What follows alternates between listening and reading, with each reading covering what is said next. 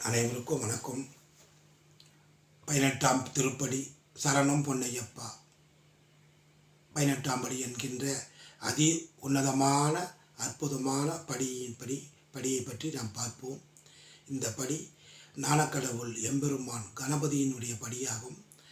ஞானத்தை இந்த 17 படிகளின் மூலமாக வழங்கிய எம்பெருமான் கணபதி ஐயா, எம்பெருமான் கணபதியினுடைய ஆசீர்வாதத்தோடு 17 படியை கடந்து 18ஆம் படி என்கின்ற அந்த ஞானப்படியை, அந்த மோட்சப்படியை, நம்முடைய 17 படியில் நாம் கண்ட அனைத்து தீய பழக்கங்களையும் துறந்து சத்தியம், தர்மம், ஞானம், உண்மை, தியாகம், மனிதநேயம், எல்லோரையும் சமமாக பாவிப்பது போன்ற அரும்பெரும் குணங்களோடு அந்த 18 படியை கடந்து நாம் மேலே சென்றால் நமக்காக ஐயப்பன் வரவேற்று ஆசீர்வாதம் செய்ய காத்து கொண்டிருப்பார் என்பது கடந்த கால நம்முடைய ஐயப்ப குருமார்களின் குருசாமிகளினுடைய பக்தர்களுடைய உண்மையான சத்தியமான வாக்கு என்பதை மீண்டும் ஒரு முறை கூறி, இந்த உலகத்தில் வாழும் அனைவருக்கும் ஐயப்பனுடைய அனுகிரகமும் ஆசீர்வாதமும், ஞான கடவுள் கர்மாவை தீர்க்கும்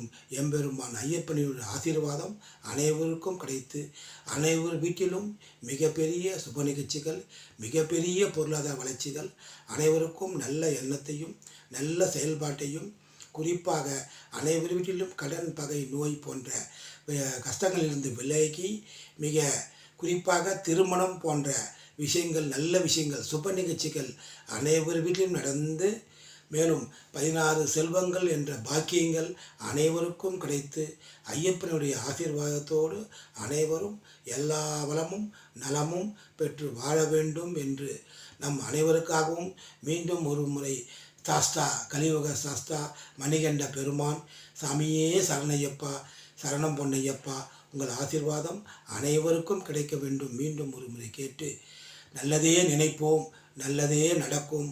ஐயனே போற்றி, சாமியே சரணையப்பா.